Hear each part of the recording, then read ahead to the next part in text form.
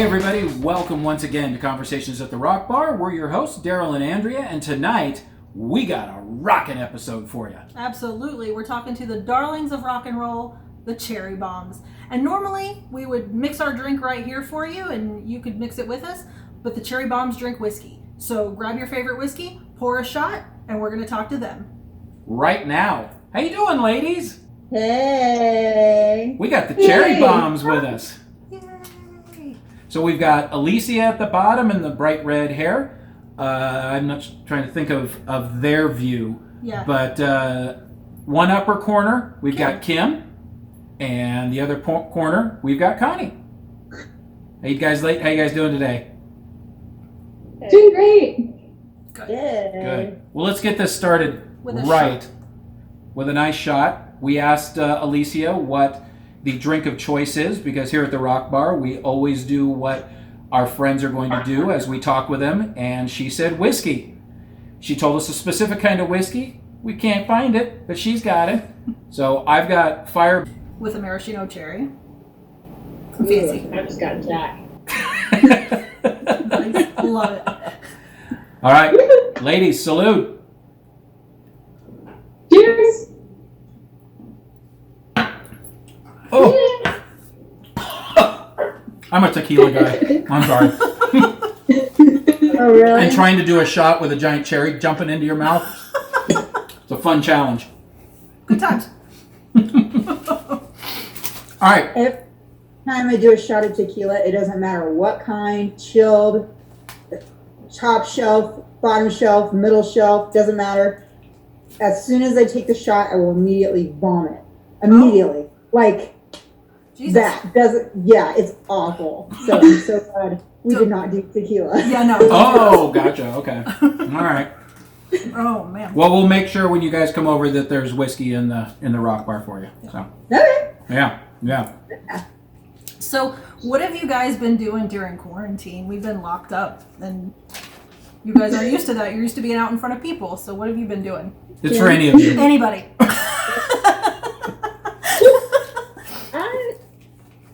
A lot of nothing. Just resting more than anything. My body needed a break. So Okay. I've been resting and stretching, just like maintaining, not, just like hurting myself. That's good. Good. Connie, what about you? I've been here in the middle of nowhere and teaching some online classes, and I still train. I just do it from home now, so I have like a home setup. Oh, Very cool. that's convenient. So I teach the circuit stuff online, and other than that, just living a little farm life out here. I love it.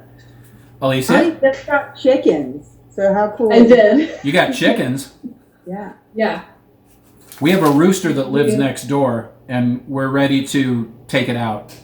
Yeah, I bet you love that. Every hour of the night, that thing goes off. Starting Really? about 3 a.m. So- Yeah, and they're illegal Funny in the city story, limits. One of my chickens is becoming a rooster. Oh, good luck. I got 8 baby chicks, and as they're getting bigger, I'm pretty sure this one is a rooster. Oh, no. Okay. Pretty sure. Alicia, what are you doing up to? We have been surprisingly busy. Whoa, what's that sound? Can you hear that? Do you have a pig Yeah. at the farm? Was that him? No, we've been busy. Corey recorded an album while we've been in quarantine. So, and we've had the little one a lot, and doing that and doing the school thing.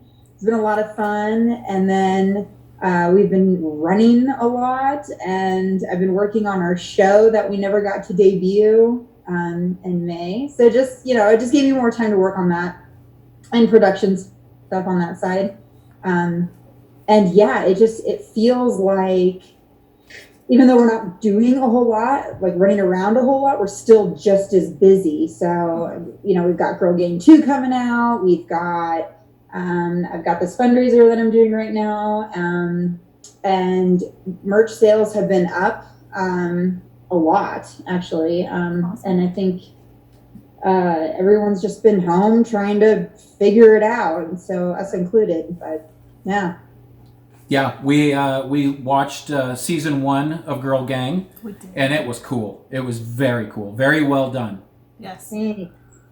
And so Thank you. and so season 2 is going to debut July 22nd. Is that right?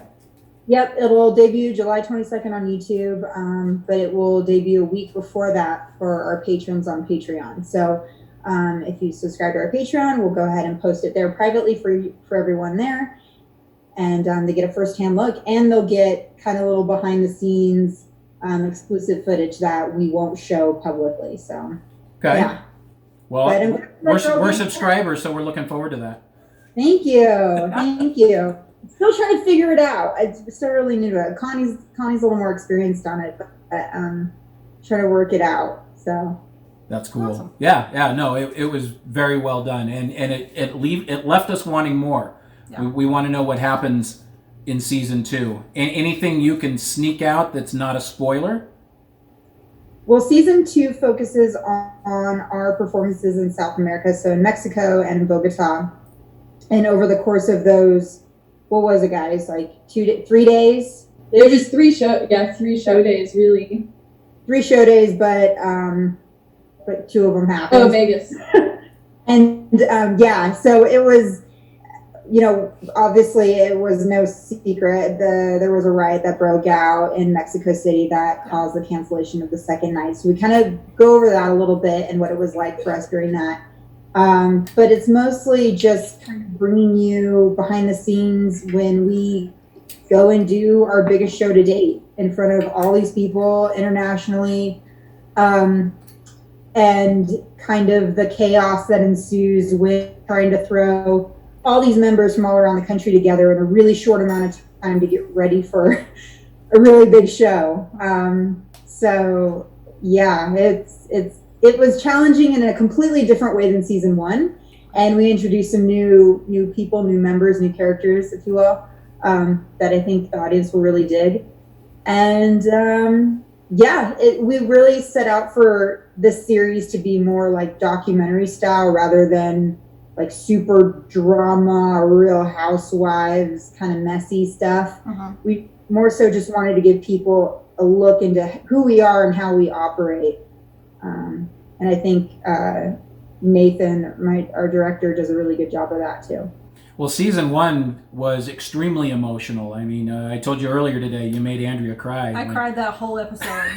It just broke my heart. Like, you're such a good leader, and like you said, they said the mom of the group, and you're just like devastated, and I was just like, oh my god, what's gonna happen? Like, I'm so sad for them. Like, it broke my heart. So Well, thank you. I cried watching it, and I was there. It's true. I think we all cried, right? Oh, Kym, did you man. cry? Oh yeah, I did, for sure. Oh, yeah. But it was a happy ending in a sense because you did a killer show. You had a bunch of new fans and a bunch of fans that had got a chance to see you and open up for Buck Cherry. And so it looked like a win-win. So hopefully, do you touch more on that in season 2 because you were going after management and you left us hanging that you didn't have a manager yet? So That was a dick. is it going to continue? We still currently don't have a manager. Yeah, we don't. So no second chances for that douchebag. Oh no! In fact, Oh. I ran into him at an industry event recently, and he made sure to avoid me like the plague. Nice. Smart guy. Yeah. Yeah, I was like, motherfucker. Yeah, right? But, yeah. And this show's not for kids, so you can say whatever you want. Yeah. So Okay, good. Well, it was gonna happen. it's going to happen anyway. Yeah. I was like, you could just bleep us out. No, yeah, that all of that was absolutely 100% real. And when we first started shooting that, I remember thinking, God, like, is this going to be boring? Is everything just going to like go? And we're just going to put on this awesome show, and this dude's going to show up, and he's going to get signed, and it's going to be awesome. Good job wishing that. Oh, God. as the days went on and the rehearsal happened and then the show went on, like, I remember Nathan looking at me and being like, I don't like this. This is awful. And I stayed with Connie when I went down there, so she can give you some perspective on it. But I mean, woof. And that poor guy that was pushing that lift around all those times for you. Bless his A bones. true American hero. Did he come to the show that night? Did. Good. Yep. And bless that lift company. Every time we go to Atlanta, we're going to use that same company. Yeah. We'll probably never be allowed back at that venue every time. I don't know that I'd want to go back to that venue Yeah. after what I saw with the manager and everything. That's Yeah, just he was a dick too. yeah, hardcore. There's a lot of places in this world to play. You can check off the bad ones. Yeah. It is a great venue for what it is. It is a great venue. Mm-hmm. Yeah.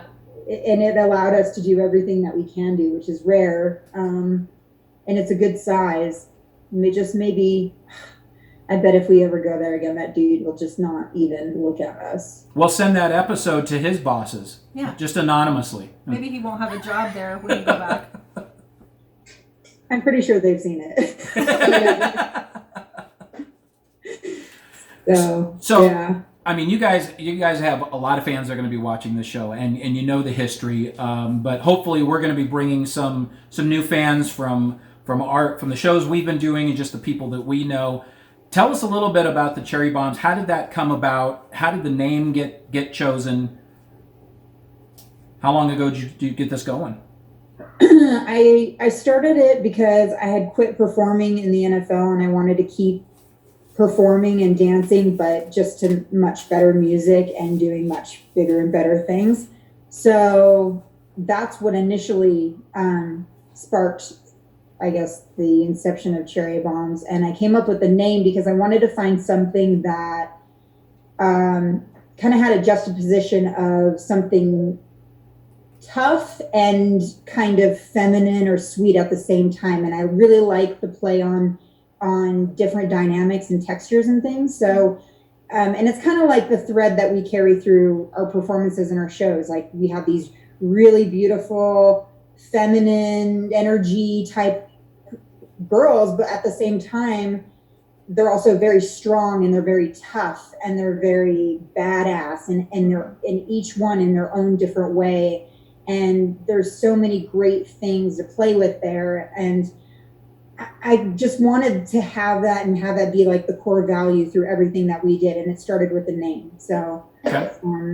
Yeah, I mean, I didn't want to be called like girls, even though we use girl gang. Like I didn't want to be known as like girls or anything like that. I wanted it to be something that could be universal across the board. Guys could dig, chicks could dig, people who, I don't know, associate themselves with any gender, whatever it is, could get into, and it didn't feel like it was going to be like one certain thing. So, and as we've grown, what I've noticed in our audience, in our demographic, is we're right down the middle, and we're 50% male and female, you know, in our demographics. And I keep an eye on those things because it allows me to change how we market ourselves or what kind of products we put out in merch and designs we put out in merch, so I can make sure that I cater to the people who are paying attention to us more. And man, I tell you, it's the coolest thing. Most people would look at us and be like, yeah, of course dudes love it. But I'm finding, I'm packing more merch orders for female names, you know, more than anything. And stereotypes, whatever, I feel like women have a tendency to be a little harder to impress, and so that means a lot to me. Yeah. It's true. Yeah. So we actually have a viewer question. Laura from the Middle Maidens, since you were talking about it's hard for women to be impressed. She says the Cherry Bombs are the biggest influence for the Metal Maidens, and Alicia has supported us so much. Who are your biggest influences? And who do you look up to? For all three of you everybody. guys. Y'all go first. Kym? Okay. Connie? She's blanked. Connie? Biggest influences. that's just so tough because I come like such a varied background with like a history in ballet and then working in circus professionally and then coming to rock and roll with cherry bombs, and it's just so people that really it's like my coaches and my choreographers and my directors that I've known throughout the course of like my development from when I was small. And I started doing ballet, and like those people influenced me, and the people that really got me started in circus.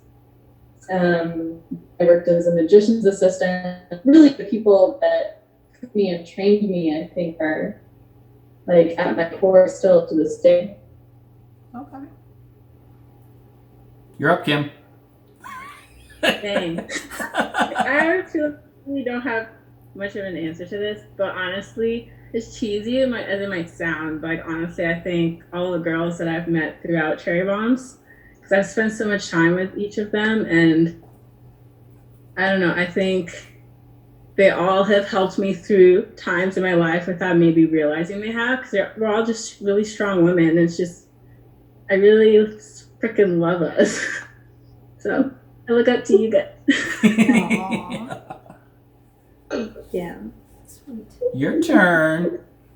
A few artistically, anyone that's really pushed the envelope and tried things new that has never really been done in a certain kind of way, like David Bowie. Wendy Williams is a huge influence because, man, she was incredible And way ahead of her time. way ahead of her time, and you'll see a lot of her like influence in our stuff. And the plasmatics are just rad. Joan Jett and the Runaways, obviously. Yeah. I really love because I think they were kind of in the same boat too. And as cheesy as it sounds as well, like my mom.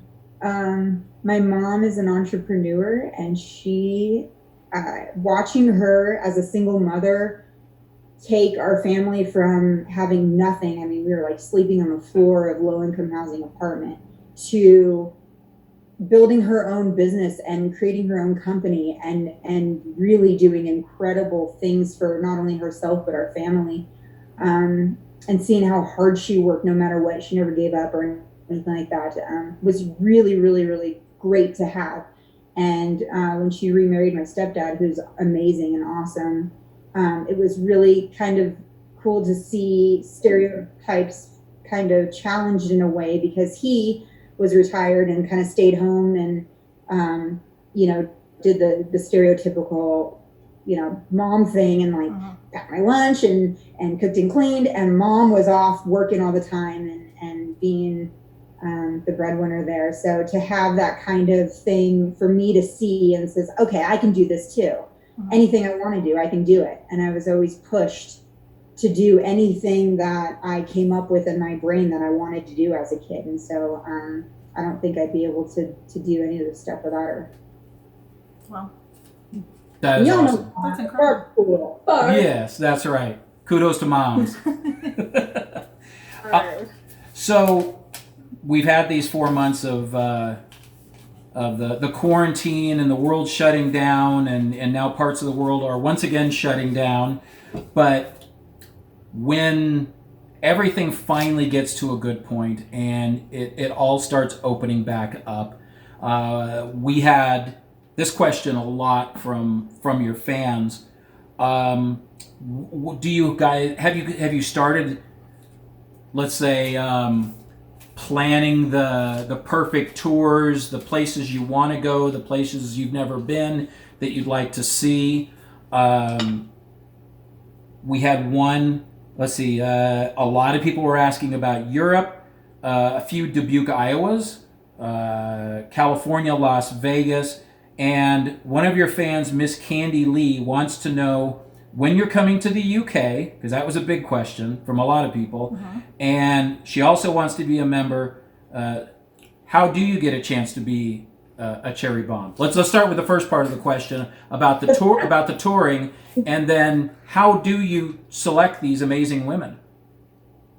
Well, we were set to go on tour in May, and it was our first headlining run, hour and a half show. That was a U.S. tour. So that was going to be like our perfect tour that never was, which will be at one point. But we absolutely have a lot of fans in Europe and the UK, and that number has been growing almost every day. Dan, our agent, you hear this, Dan? UK, we got to go. They want us. And that's how we make it happen. You know, the more people that talk about us in certain areas, in certain cities, the more people that reach out and tell their venues that they want us, promoters start seeing that, then they want to come in and book us there. So we would love to do a tour in Europe. We've been talking about it for years. And I think Europe is ready for us, and I think they really want to see us. And they just have a thing over there, man, where they just really love their live entertainment and have a huge appreciation for it and the arts. Oh, yeah. And so I think they would just totally dig everything that we do live and in person rather than just through YouTube or in videos and stuff. Well, and I mean, just look at the festivals that are over there. I mean, it almost seems like somewhere in Europe they're having this massive 3-day festival like every weekend on a regular basis. And for the United States, that it's a hope and wish for every major artist to get on some kind of stadium tour or do some kind of big festival. You know, we've had the Knot Fest, and we still have them. We've had the Oz Fests, and we've had Lollapalooza. You know, we've had some real stapled festivals, touring festivals. But over there, man, it's like a weekend in the park for these guys. They have these 3-day things, and hundreds of thousands of people show up, and it's just a party for them. And you realize that there are no weekend festivals that are traveling festivals in the U.S. anymore, right? Yeah. Like, that's not a thing anymore. Warped Tour is gone. You know, the Monster Energy festivals are gone. The Rockstar festivals are gone. And so in Europe, like you said, it's still very much alive. And I can't explain it. I don't know what it is, but something about them Europeans, they just love their live shows, man, and they will go. Connie's from Germany. Okay. They will come. So get us over there, man. Let's go. Well, and then you've got a group of very attractive, hot, sexy rocker chick coming over there and blowing their minds, literally. You know, they're just gonna, you know, be like. I hope they dig it. You never know. We've had some shows where we're like, yeah, and they're like. That was once, and it was at a casino at dinner time. Was it a sit-down dinner show? Because those are awful. I've been to some of those concerts. Some of our favorite bands. We've gone to a few shows where one you know, like you'll follow them, and one night we're standing there on the far and we're right up against the stage, and the next night we're eating steak and a potato and sitting there watching the band, and it's like, what are we doing? This is stupid. That's exactly what it was. Dinner shows are not designed for rock and roll. And the tables were like up against the stage. Yeah. Hey, man. That wasn't in California, was it? Because there's I'm trying to remember the name of the place, but that's the way they House. The Coach House. It's the way they do all the shows there, and it's It was in Wisconsin? weird. What? Was it in Wisconsin, y'all? I remember the name of the casino, but not the city. It was like 4 years ago. Yeah. Oh, Minnesota man. or something. Isn't that fun sounding casino? Yeah. Potawatomi. Oh, Potawatomi Casino? Okay. Potawatomi. I used to live in Iowa. I know how to say that. Somebody's watching this and they're like, I was at that show. And those potatoes were great. Well, you should have clapped louder. You should have given me your steak. Right? Well, you guys play with fire. You could have cooked their steaks. So they just hold their plate and just send you for That's them. really all I remember about that show is like, Live. to the edge. Live barbecue. So the second part of that question. So how do you, being kind of the mom, the leader, and the creator of this whole thing, how do you go out and find these women? Or do they come to you and your life is just easy? Usually one of two ways. Either we hold an audition and, you know, anybody can come and we take a look at, you know, what everybody's there to do. And it's not just females either. Like we welcome men as well. because our new show actually has a male role in it. So we're going to start incorporating them. Yeah. It's Not in either- fishnets, though, right? Please, no, not fishnets. No, he won't be in fishnets. Okay, thank you. I mean, Well, I know Kim's going voting for it. Please. But for fun. Yeah. All right. I have some men in fishnets do some incredible things, by the way. My husband included. But no, either we do it like that, or they'll reach out to me, and sometimes I'll get a message or an email, and it's like, hey, my name is so and so, and I'm from here, and this is what I do, and I really want to be a part of this. Here's my video, and here's my resume. And if it's just like mind blowing, I'm like, yeah, hey girl, what's going on? Like, are you down to travel? Let's do it. And other times it's been, girls that are existing in the group, and they bring someone along that they recommend and they trust and they refer to. So yeah, all over the place. Do you guys have multiple troops, or do you just have people that kind of swap in and out when necessary or when available, but you've got your core? We're constantly rotating our roster, if you will. And it's mostly based on location, availability, and rate. So what I usually do is I send a blast email out and I say, hey, everybody, here's the gig, here's the pay, here's the date, here's the location, who's in? And I need this many performers for it. And then they'll hit me back and be like, me. And based on, like, if there's something specific that I need, like, for instance, Connie does the majority of our aerial work, pole work, firework. If I specifically need that, I make sure that her or someone like her has her abilities is able to be in one of those spots. So yeah, and then I kind of build the show based on those skills needed for that particular show and who's in it. Okay, that's cool. Very cool. So you guys deal a lot with fire, aerial. Connie, I know you're doing like you said you were doing the teaching the classes in your home. Are you guys ever going to do like a tutorial of what you do? We have a lot of viewers that would like to see that to perfect theirs. We had a viewer actually that had a question. Gemma Malpass 92 wanted to know if you'd ever considered doing the dance routine tutorials. She does pole dancing and has started some chair dancing, and would love to see more rock metal based classes to expand and improve her dance skills. That's super cool. When we tour, I typically do teach while we're on the road. I'll run off to studios during the day and do like one-on-one sessions of aerial technique and choreography. And we've talked about that in the past. Yeah, I think going forward on this headline run, when we do it, we'll go ahead and offer workshops. Connie will take on a big part of it, and then I'll take on another part, and then other members, if they want to, can take on. So you'll have the opportunity to learn. But yes, absolutely. That's very cool. That's and awesome. Actually, if you want to start learning some stuff now, we won't teach things like fire. And if you want to start learning things, about aerial, and if you're qualified to, I'm sure Connie can talk to you. Connie, you should plug your Patreon there. But Cherry Bombs, as us, we will definitely give tutorials on dance and choreography and dance technique stuff on our Patreon as well for a certain tier in our membership. And Connie? Yeah. Yeah. Morning. I do teach online. I do have a Patreon where I put up some choreography. It's all over the board, really. Some of it's more like rock and roll style like we do. A lot of it's more artsy, fartsy, hobby, but all of that's really easy to find if you're on social media or on Patreon. Just search for Circus Echo. It's all the same, app.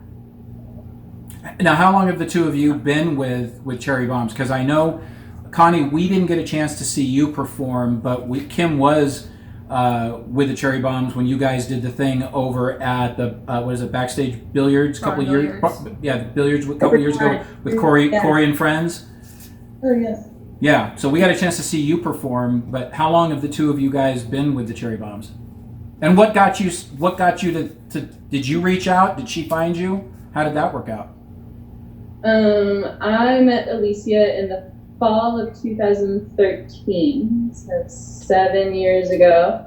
I knew another performer that was working. This was before there was like a show or anything. Alicia had a really smart business model, which is what turned me on to like the idea, where she was building a show at the time, and it was like kind of the fall, end of the year 2013. There was another performer I knew that was dancing with cherry bombs, and she was like, hey, there's this like badass chick, she's looking for specialty performers, you should hit her up. I was like, yeah, I do some pole, do some aerial, do some fire.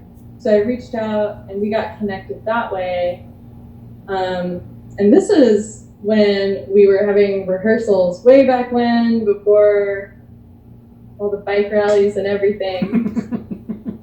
And I just remember when I met Alicia, she was like, look, I'm looking to build a show so that we have like a full show and it's all ready and everything's like nice, promo material, the full shebang, and then we're gonna blast it. And I really respected that because I've been in this industry for so long, and so many people, they go for the shows and they go for the gigs before the production is set and before the cast is set. And then they're like, okay, we'll put something together for this gig or that gig.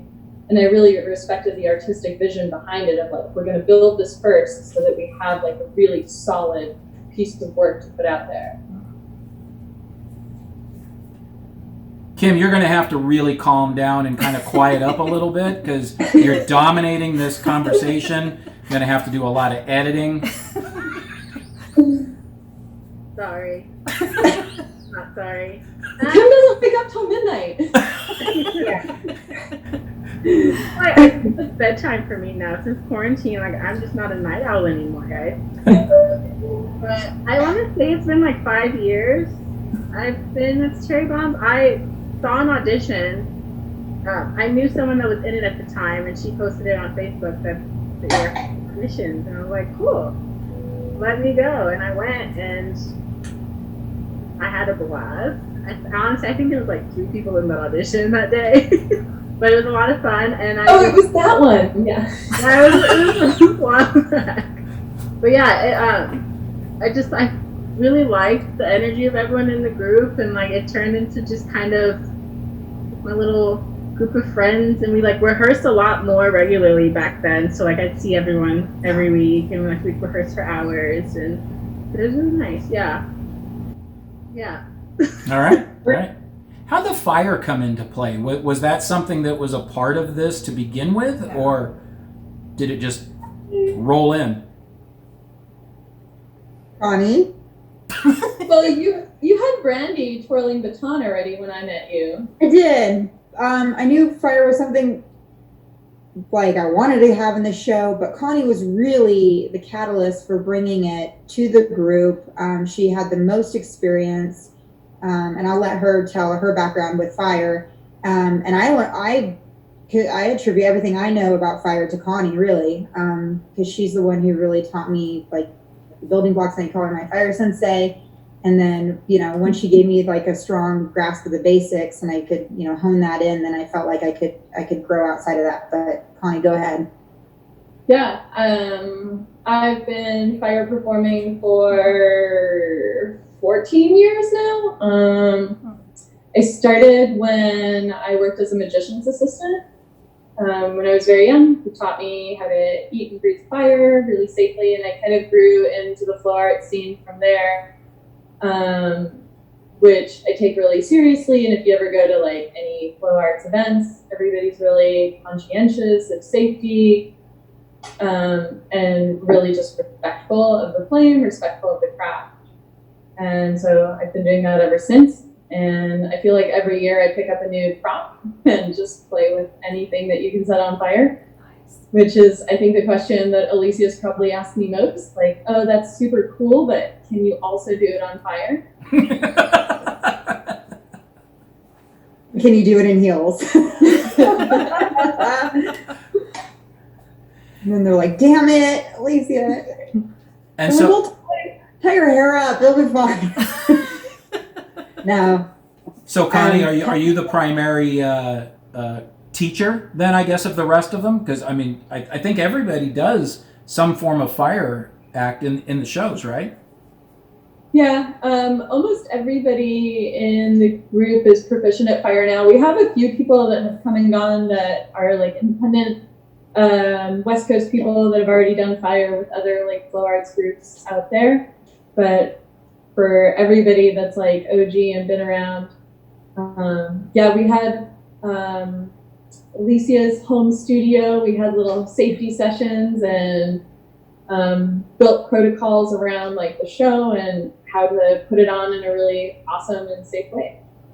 I think that's like a big thing to add too, is Connie really instilled safety in us from the get-go and how important that was. And like she said, to respect the flame.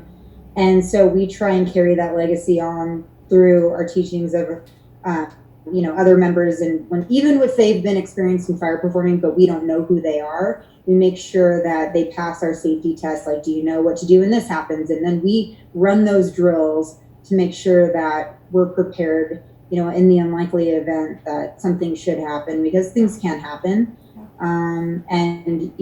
We just run them, especially if it's a new thing that we're trying to master or something like that. So thanks to Connie for that, because we've seen some groups that just wing it, and unfortunately some bad things can happen, and we don't want to contribute to the rest of our industry having a bad taste in their mouth because we didn't do our due diligence or our homework in the safety department. Yeah, I mean, I did aerial fireworks shows, big shows for 25 years. And so you're right. You've got to walk in with the confidence and the knowledge of knowing exactly what you're doing, because you now have to present yourself to fire inspectors, fire marshals, venue managers, and go, look, I'm going to set a whole lot of stuff on fire and it's going to be okay.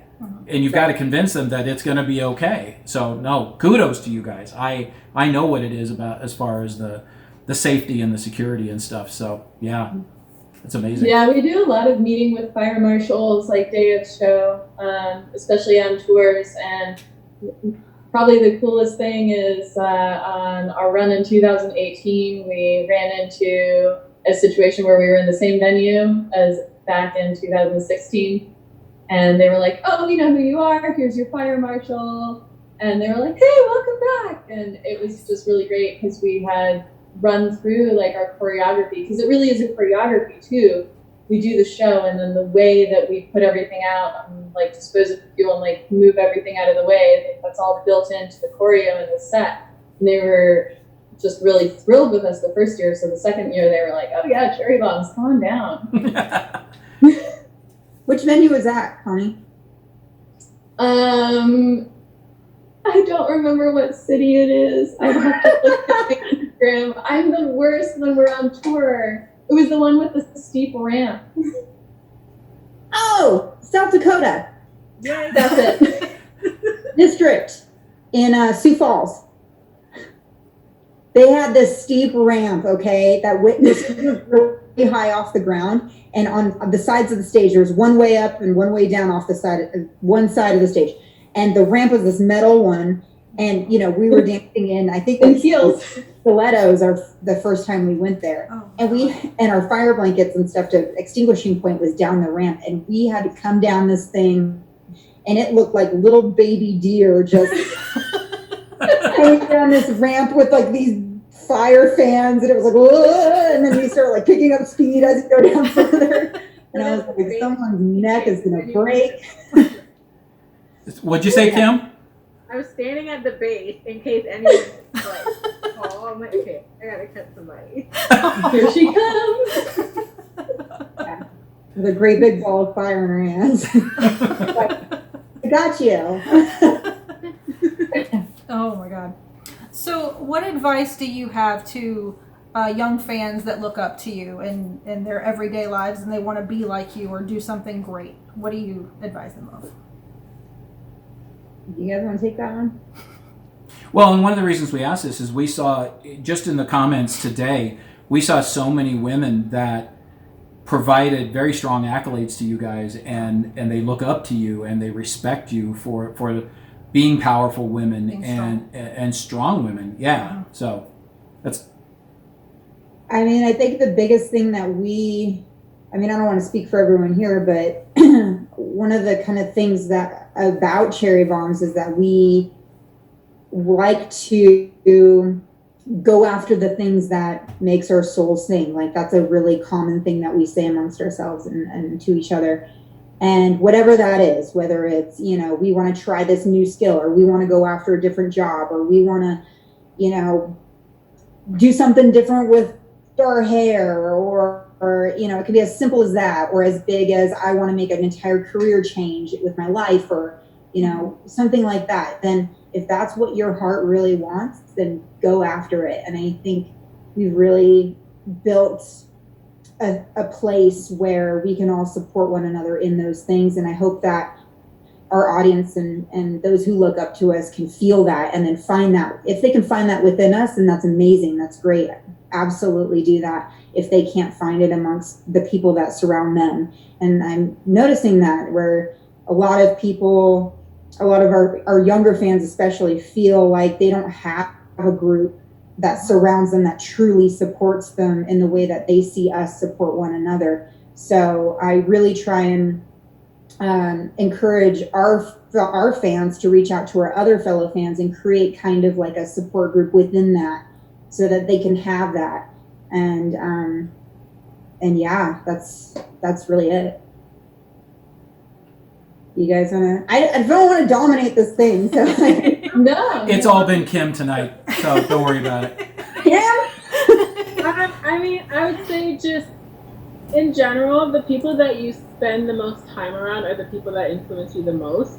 So always stay around people that are supportive of you and whatever you want to do, and just strongly do whatever it is you want to do. Just unapologetically do it, because people are going to hate no matter what you do. So you might as well do what makes you happy, and do that. And then whether you may lose people along the way, but however you attract the people that want the same things you do, or are driven by the same values that you're driven by. So, I mean, it's a win-win situation. So do what you want to do unapologetically, and you'll find your tribe.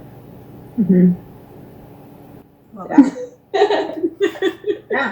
When we first started, man, I mean, people were like, what is this? This is stupid, blah, blah, blah. And, you know, people were so lame to us. Remember when we first started, no one would say boo to us. Like, we couldn't get in anywhere. We just weren't cool. And then we weren't cool enough. And I remember, like, you're too...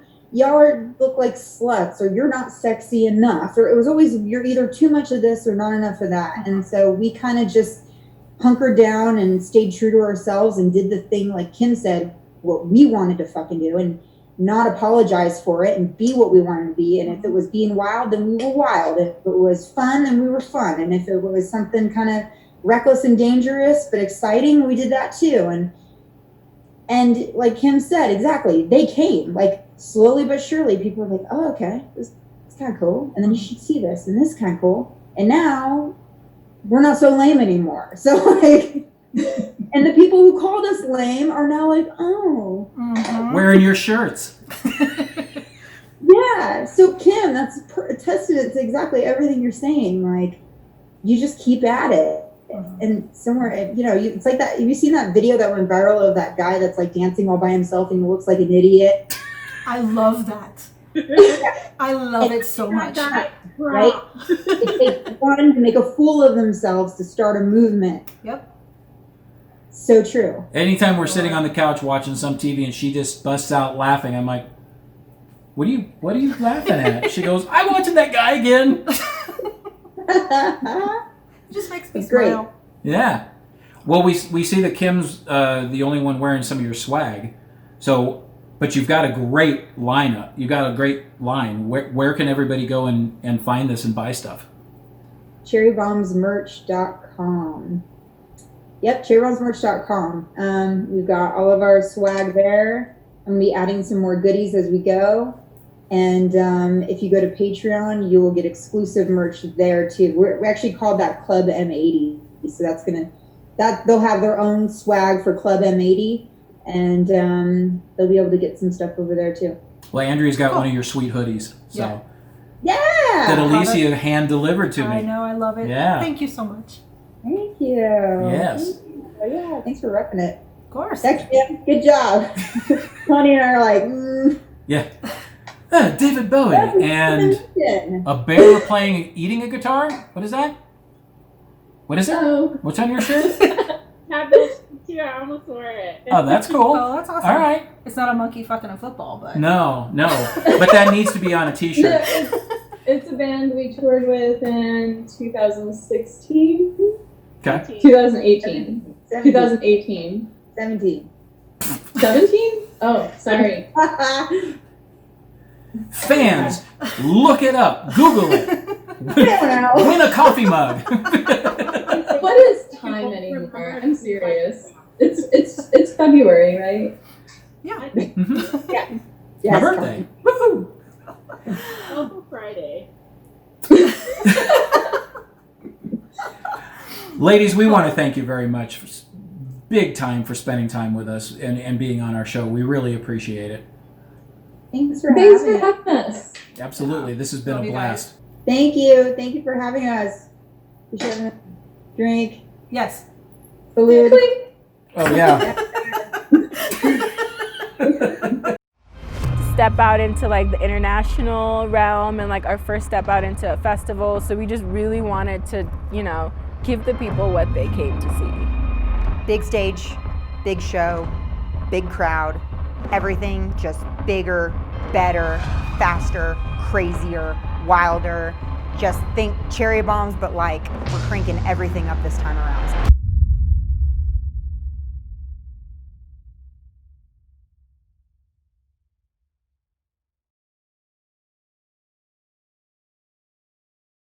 Thanks for joining us for another edition of Conversations at the Rock Bar. Huge special thank you to the girls of Cherry Bombs. We want to thank Alicia, Kym, and Connie for spending so much time with us tonight. Make sure you go to their website at cherrybombs.co, not com. You'll never find them. Also, the Girl Gang series that we talked about is on their YouTube channel. And if you want some cool swag, go to cherrybombsmerch.com. Yep. And let us know what you thought about this video by leaving a comment below. Don't forget to like and subscribe, and we'll see you next week. Thanks for joining us. See ya.